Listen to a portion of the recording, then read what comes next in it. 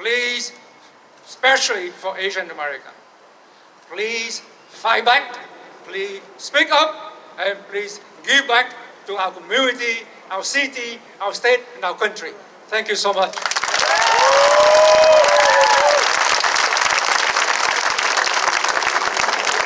Thank you, Nan.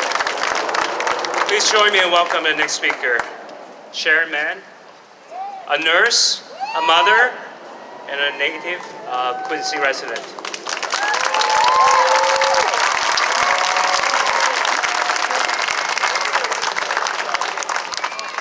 Hi, everyone. Can you hear me?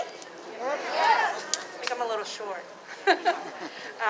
Thank you, Philip, for organizing this rally, and thank you to all my friends and family who came to support me today and support this cause. Last but not least, thank you for Mayor Koch, State Representative Taki Chan, and all the elected officials who are here today to support this cause and attend this event. The message is to unite against racism and to condemn Asian hate crimes. So my name is Sharon. I'm American-born Chinese. I've been in Quincy for 23 years. And today I'm here to raise awareness that the racism against Asians is escalating and what bystanders can do when witnessing a racial confrontation. These racial acts of violence is not just in New York or San Francisco. It's here in Massachusetts as well. And I am proof. I would like to share with you a couple of incidents that's happened to me recently. Just a couple months ago, 2021, the first time it was in New York with my family, where out of the blue we were accosted. Some grown man, complete stranger, made eye contact with my daughter and said, "What the F are you looking at, chink?" I, as a mother, naturally had to defend her. That's my child. But what ensued was the nastiest and longest racially laced confrontation that I've ever experienced in my life. I was told to go back to China. I was even going to get hit. I thought I was going to get hit. And nobody helped. We were a group of women and children. Not one person stepped out to help us. And I think that was worse than being accosted, is that people just stood by and watched. No one spoke up to denounce his words, to condemn his racist behavior. I was surrounded by people, but felt so alone. Second incident, Boston, Chinatown. While I'm getting Chinese food, ironically, a man was being belligerent and swore at me. "F you," he says. Well, I say back, "F you too." So, naturally, I had to defend myself. But this time, I wasn't alone. This time, a passerby came to me after the incident and said he had my back the whole time. And what a difference it made for me to hear those words, that I wasn't alone this time. And with all the racial tension going on in this country right now, we don't need people like that perpetuating the problem. So brothers and sisters, I'm asking that we all stand in unity and condemn the violence against Asians. Let's protect one another and socially disarm these people when we witness a situation.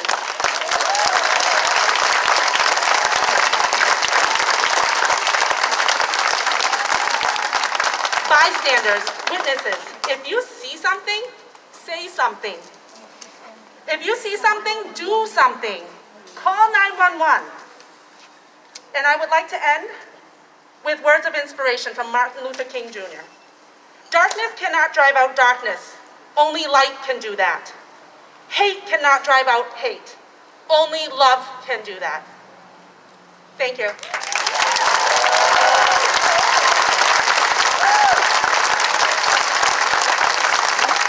Sharon, we're with you. We're all with you. Thank you so much. Our next speaker, Lorraine C., a Quincy business owner and a victim of a recent hate crime. Lorraine?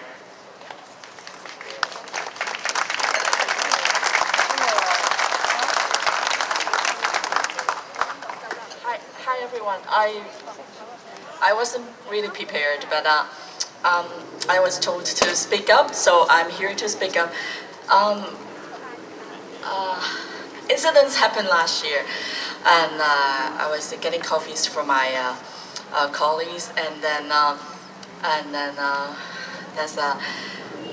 there's a lady came to me, and then again, and she tell me to go back to China, and then I'm trying to tell her that and then she said get the eggs out, and then I tell her that this is my country, and I'm here again. I'm in this country for 35 years, and I have nowhere to go, and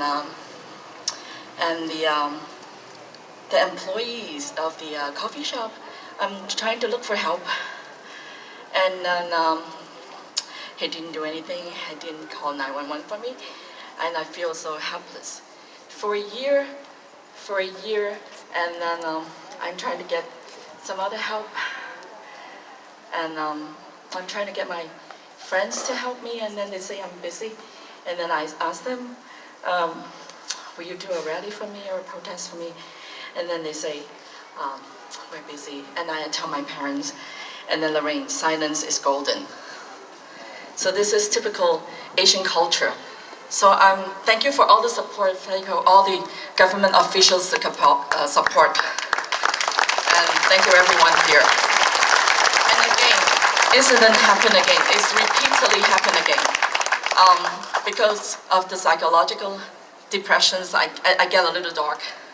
And then I went to dog park, and the people say that your dog should not be here. And then I asked, why my dog should not be here?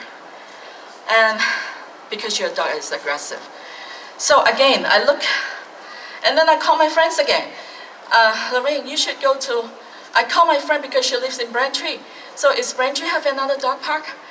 And I call my friends in Randolph. Randolph has a dog park. Why don't you go to Randolph? I say, I'm a Quincy resident. Why should I go other place? Tears in my eyes again. And okay, I call my friend. He's 6 foot. So I went to the park the second day. And the same couples there. They are like 6 foot tall. And then their dog were playing with the same Doberman. And then sorry. You got this!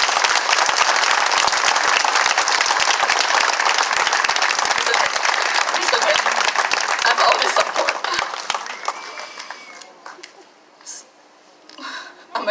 So I can do it. So I'm here. I'm not backing up. I have to tell my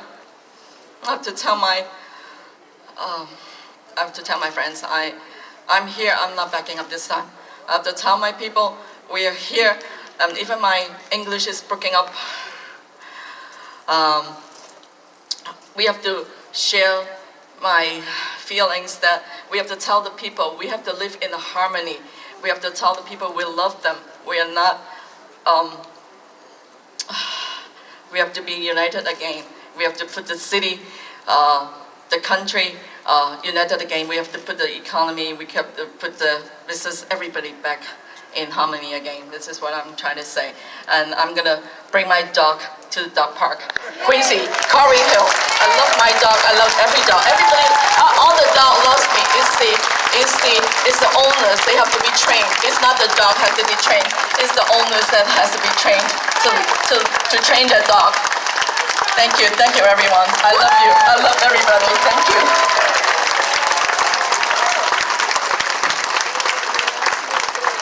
I'll join you.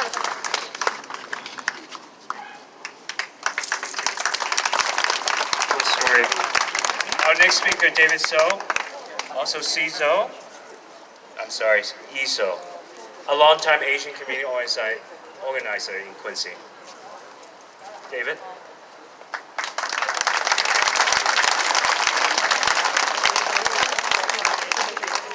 Hi, good morning. Yeah, my legal name is Yi Zhou, and my English name is David Zhou. I'm the first generation immigrant. I settled here with my family in 1983. My both daughters were born and grew up in Quincy. They attended Quincy Public School, and my older daughter is a teacher at Quincy Public School.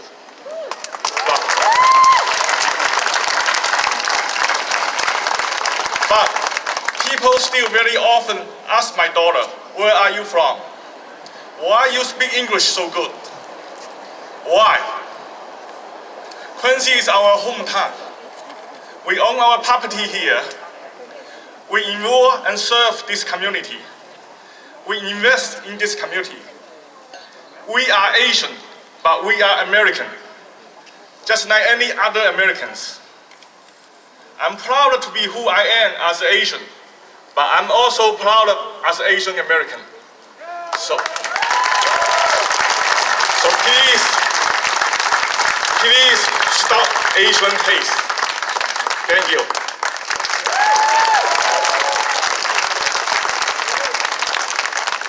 Our next speaker, Kim Morgan, a Quincy native. Kim.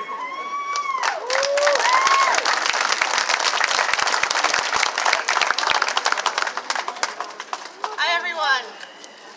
It's great to see everyone out here, and I'm really surprised and shocked, but overwhelmed by the support that I see.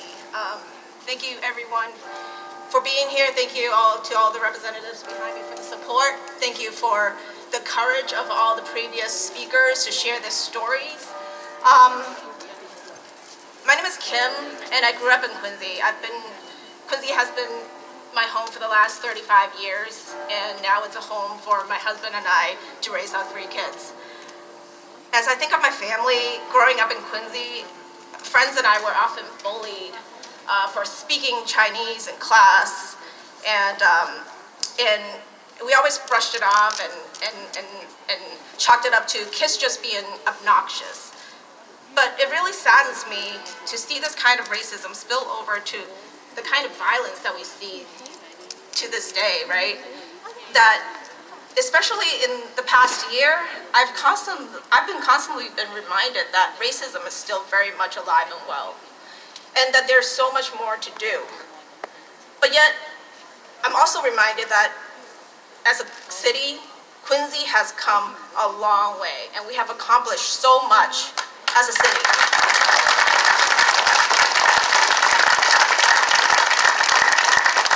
Now, here in Quincy, we are a mecca that embraces the diversity of our culture, right? We have Asian supermarkets now, we have fine restaurants, and for those of you that has never had a lychee slush, my 3 kids will say you're definitely missing out. And of course, we have a state representative that's Asian. We have Asian police officers and now EMTs, and little by little, our voices are getting heard louder and louder. And there will perhaps be always someone who would dislike us, that perhaps feel like we don't belong. But there are plenty more like you who stand beside us as friends, as our neighbors. So I thank you for your support. And it's great to see this kind of support today.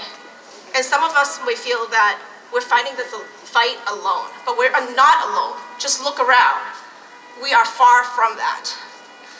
And some of you I know that have traveled outside of Quincy to be with us in support of today's event. I thank you for being here. But others, I think I might have walked the same halls as you at Montclair Elementary, Atlantic Middle School, or North Quincy High, right? And chances are, maybe our kids might grow up to walk those same halls again. But I hope that this kind of change will continue. Good change will come. And maybe perhaps my kids won't have that kind of bullying based on the color of the skin, but be judged by the content of the character. Now, I don't expect that we will get rid of racism completely. I think that is unrealistic because after all, we are all human. But we will try our very best and we will strive to be better. But one take-home message, and you've heard it from many of our speakers today, is that we have to say something when we see something. We have to do something when we see something. And From all the stories that we heard today, it really takes a community to fight this race, and we have to do it together. Again, thank you for taking your time today, and especially in the middle of a pandemic. I hope that today's event is not just a mark on our calendar, but we continue to fight racism and make markings in history together. Thank you for listening.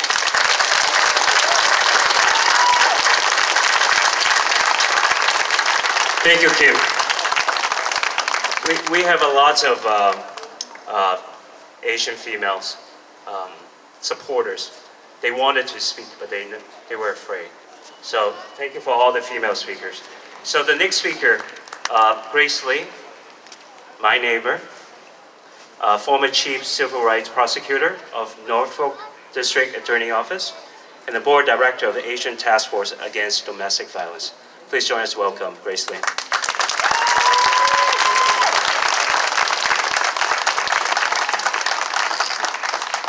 I'm going to take off my mask for a moment. First, I want to thank everybody for showing up, and I want to thank all the elected officials that have stayed to the end, because I want to point out that this is meaningful. And today, I just want to go over the stats, just so we can get to baseline on where we are. Since the pandemic started, hate crimes against Asian Americans have gone up 150%. While overall hate crimes have gone down, Asian Americans have been the victim of an increase of hate crimes. Of all hate crimes that are perpetrated against Asian Americans, 68% are women. These are the grandmothers, these are the mothers, these are the aunts, the daughters, the sisters, the wives. And that's not by mistake. 35% of all discrimination felt in the Asian community experienced in the workforce. Again, this is not by mistake. While the world may have, actually woke up when the Atlanta shootings happened, this is a very deep-seated history of systemic racism. Asian Americans have been here since before the 1800s. During the 1800s, that was when the majority of the Chinese came over to work with the Irish immigrants in building the transcontinental railroads. I always bring up the Chinese Exclusionary Act, but before the Chinese Exclusionary Act, I'm going to bring it back to the Page Act. We think about the Atlantic shooting and how there was a slow response to identifying this as a hate crime. During the Page Act was specifically geared and targeted towards women. Stereotypes, insidious stereotypes of Asian American women being hypersexualized, these are deep-rooted in our history, US history. The Page Act targeted primarily Asian women because they thought they were lewd, immoral, and they were going to entice the white men. Then came the Chinese Exclusionary Act, and I'm not going to go through all of the history, but it's relevant because it's playing out in today's society. This is not a new phenomenon. It's been happening since the beginning of Asian American stay here. The perpetual foreigner stereotype is applied exclusively to Asians, notwithstanding Asian Americans just being here since the 1800s. The reason I bring this up is today, I'm an attorney by trade. I was a former chief of the Civil Rights Unit of Norfolk County. I love the city of Quincy because the city of Quincy, the legislators and the representatives have done so much for our community. District Attorney Morrissey, when he was a representative, and I see Tim Cahill, with State Treasurer Tim Cahill, with Tackett Chan and I, we passed the Asian American Commission. That was in 2006. It's because they understood that this was a form of systemic racism that needed to be addressed.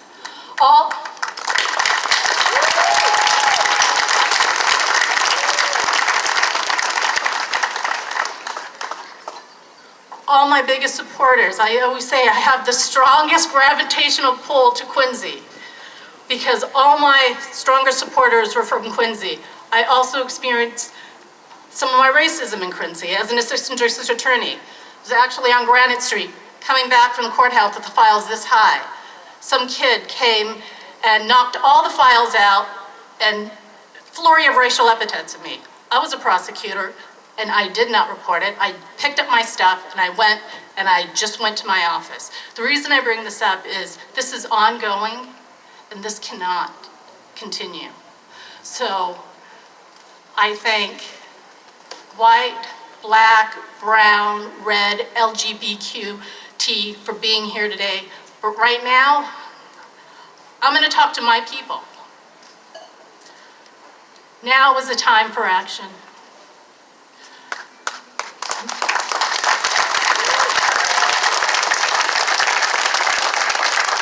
It is time, when the cameras go away and no one's reporting on this, we cannot take our foot off the pedal.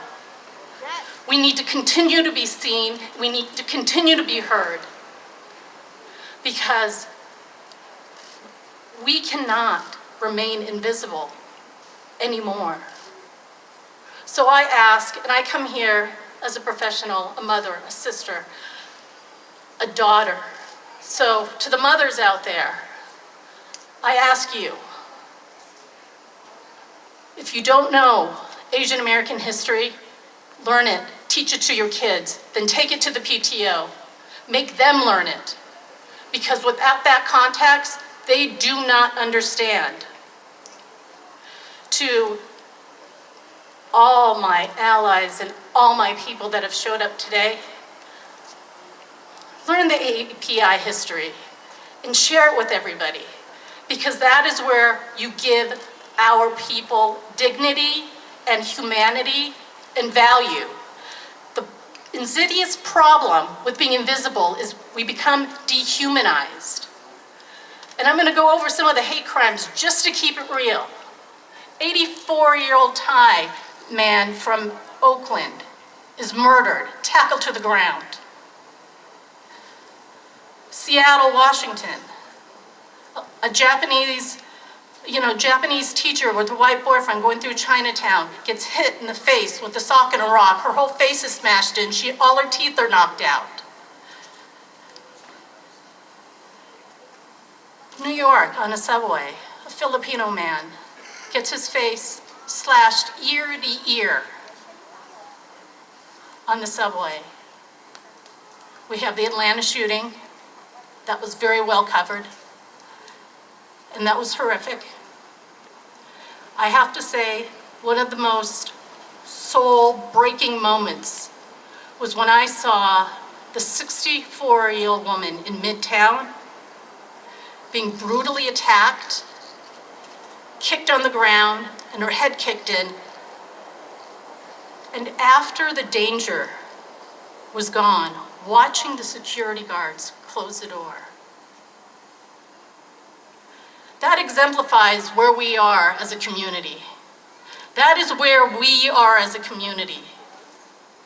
We need to get out of that space, and we need everybody here and everybody's brothers and sisters, and I'm not just talking to my Asian folks now, to help us to get out of that space, because I kid you not, it literally is a matter of life and death. So I ask you today, for my people, be heard, be seen, be a pain, swear if you have to, go Sharon Ma.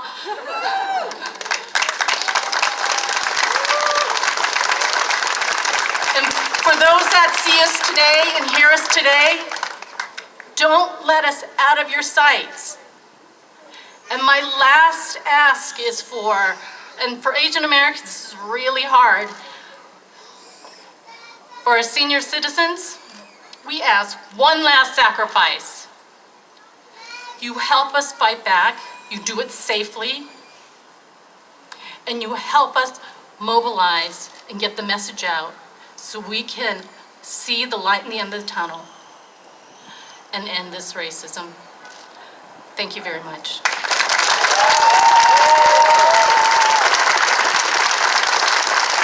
Thank you, Grace Lee. Mayor, Grace and I are moving to Quincy.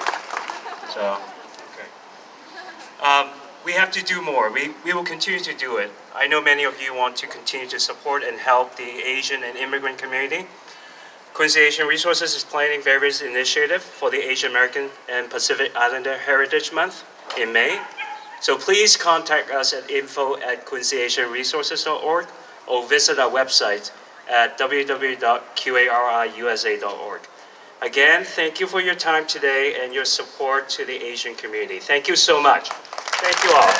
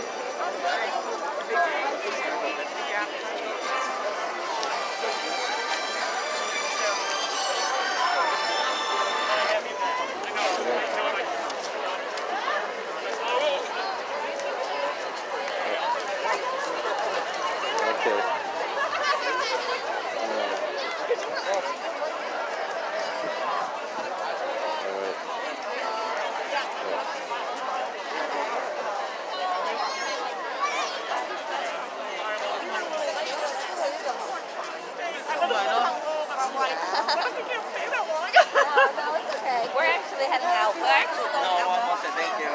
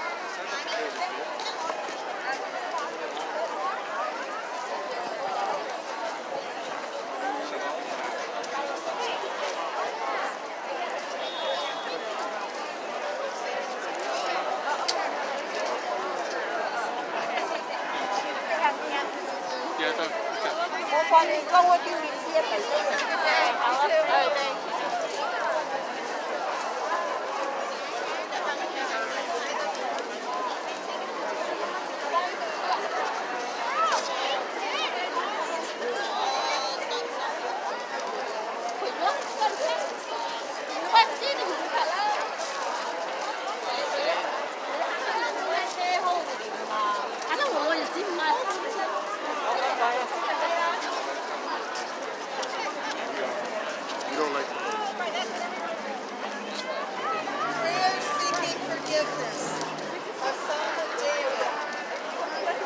Unto thee, O Yahweh, do I lift up my soul.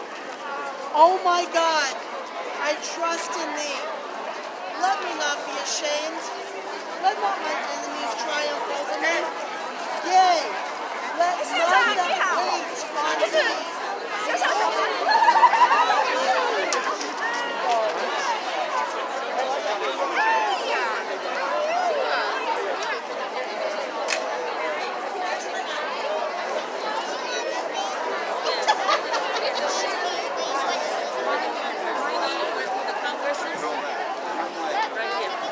I've been so nice to this girl. She's sending me the stories on Instagram. Let's go, my man.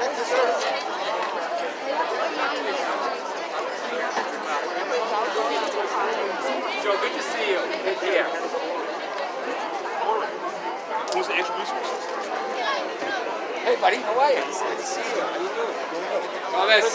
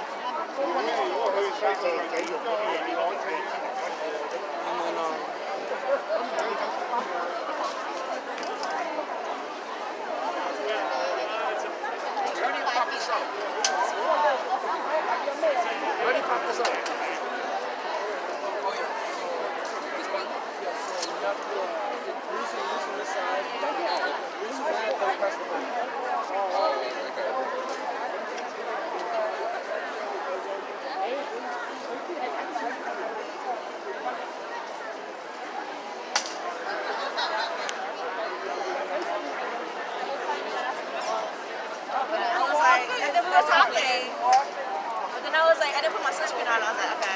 Yep, okay, yep.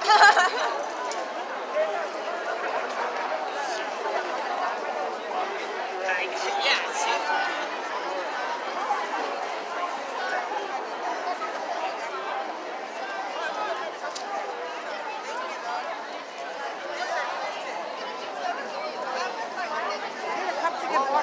Some water. You got a cup with you? No, I can try to see if I can get one. Let me check see if I can get one. You see if you can get a cup for me, please? And we also have a kid-friendly art event that's starting right now. You can come on down to the tables up front.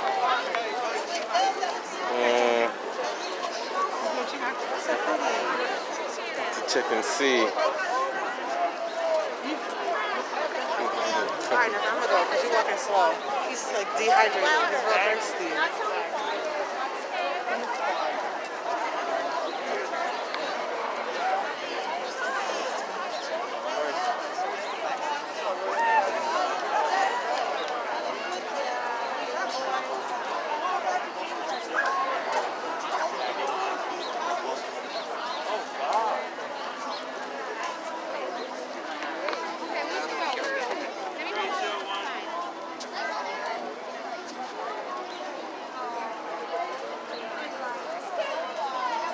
Alright guys, Nez Porter. I'm going to sign off on this one.